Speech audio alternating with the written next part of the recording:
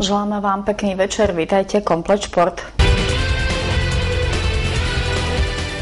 6. ročník memoriálu Rudolfa Andogu, súťaž voľných modelov, sa uskutočnil 19. júna v Kamenici nad Cirochou.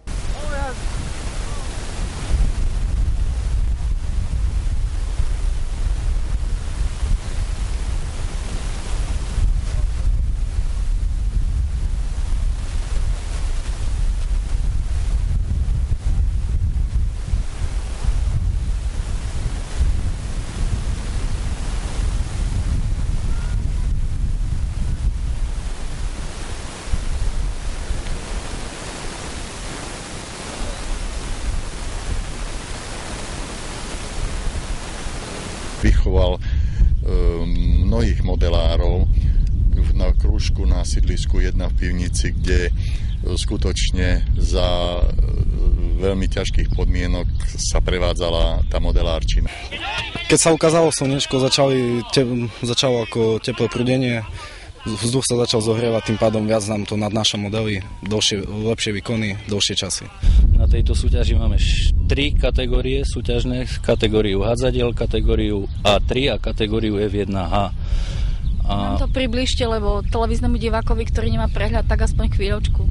Kategória hádzadiel sú to maličké modely lietadiel, ktoré sa do vzduchu dostávajú vyhodením rukou, súťažiaci to vyhodí. Čas v tejto kategórii, tzv. To maximum, je tiež takisto 60 sekúnd ako v kategórii A3. Kategória A3 je to už model vetroňa, ktorý sa vleká na vlečnej šnúre. Tá šnúra má dĺžku 25 metrov. Úlohou súťažiaceho je ten model vyťahnuť hore, odopnúť z tej šnúry a model takisto má letieť tú 1 minútu.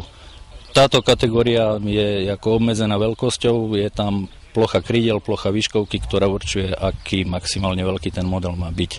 Ďalšou tou kategóriou je F1H.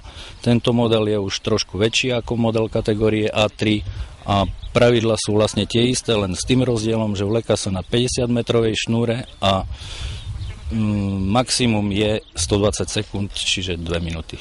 Skoro ste prišli k úrazu, či nie? No, skoro, občas sa to stáva, ale je to väčšinou zriedkavé, treba sa vždy pozerať hore do vzduchu, že či náhodou niečo neletí. V Humennom máme my starší modelári klub, tých starších modelárov, letecko-modelársky klub Humene, ktorý sídli na Laboreckej ulici, a popri tom na Centru voľného času Dúha pre mladých modelárov, žiakov základných škôl a stredných škôl funguje kružok leteckých a raketových modelárov. Funguje? Funguje tento kružok. Je tu asi 10 chlapcov z toho kružku, ktorí sa zúčastňujú tejto súťaže. Tá pracnosť, tá trpezlivosť a tá záľuba stojí za to. No istotne tá záľuba stojí za to. Vlastne toto je 6. ročník tejto súťaže. Je to veľmi atraktívna súťaž, chodia tu modelári vlastne zo Stropkova, z Košíc, z Prešova. Dostať ten model na 25 metrovej šnúre, čo najvyššie, to znamená nad hlavu, tam ho vypnúť a ten model by mal vydržať vo vzduchu minútu. Tak ten čas, ktorý sa meria, je 1 minúta v tejto kategórii. A tie, čo uleteli? No, tak to už bohužiaľ. To chceme vedieť, lebo fyzikálne a ja neviem, všetky veci... No, uletí, ja neviem, aj stovky kilometrov môže. Keď sa dostane niekde do klesavého prúdu alebo čo, tak to spadne. Môže sa to rozbiť, nemusí. Kvalitatívna úroveň rastie?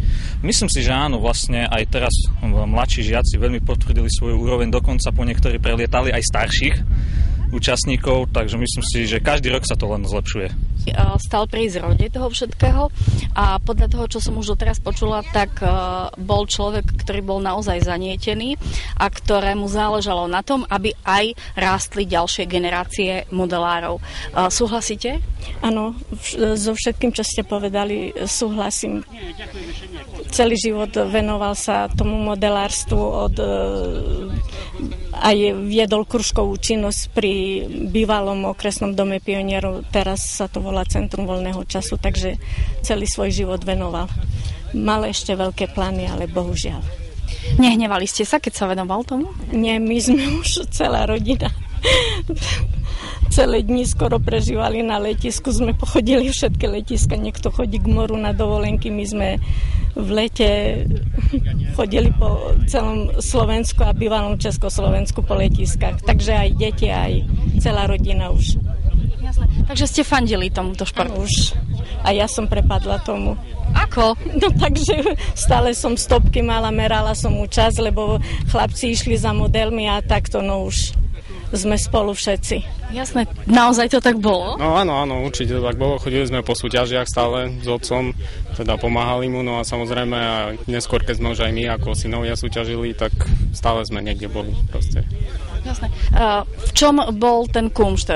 Otec sa tomu začal venovať a vy ste potom prišli na to, že je to vec, ktorá ma naplňa. No určite, tak spočiatku, keď sme boli mladí, ešte sme tento aspekt až tak nevnímali, ale keď človek dospieva, tak vlastne stále o tom sa dozvedá viac a stále viac si uvedomuje, aké je to dôležité vlastne aj pre ďalší život a vlastne doteraz vlastne pôsobím pri letectve, takže... Akým spôsobom? No takým spôsobom, že pôsobím na leteckej fakulte a venujem sa tomu tak, že vlastne vychovám študentov momentálne. Spomienka na Rudolfa Andogu nezanikne a verím, že bude pokračovať aj naďalej. Futbalový klub Kamenica nad Cirochou usporiadal futbalový turnaj chlapcov v rámci podujatia Kamenica Cup 2010 U11 a U12. Súťažilo dovedna 70 detí z 3 družstiev. Konečné poradie je napokon prvý HFC Humenné FK Kamenica, TJ Slovan Bela. Najlepší strelec Tomáš Čabák, FK Kamenica, najlepší hráč Samuel Matuščák, prvý HFC Humenné, najlepší brankár Kamil Suško, TJ Slovan Bela. Ceny najlepším jednotlivcom a medaily kolektívom odovzdávali starosta obce Kamenica nad Cirochou Alexander Budi a reprezentant Slovenska Marián Čišovský. Na prvom ročníku tenisového turnaja Humenská mliekáreň Cup 2010 súťažilo dovedna 40 hráčov a hráčok.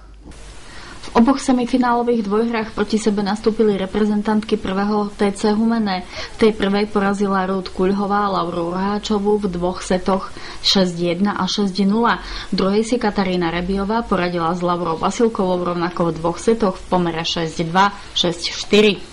Z finálového merania síl vo dvojhre starších žiakov vyšiel víťazne trebišovský Denis Kičin, ktorý si s Prešovčanom Marošom Jonkom poradil v 3 setoch 6-4, 2-6 a 6-1.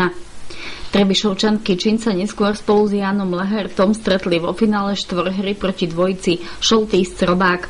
Zápas dospel po setoch 6-4, 2-6 do superbreaku, v ktorom práve dvojica zvíťazila 10-8.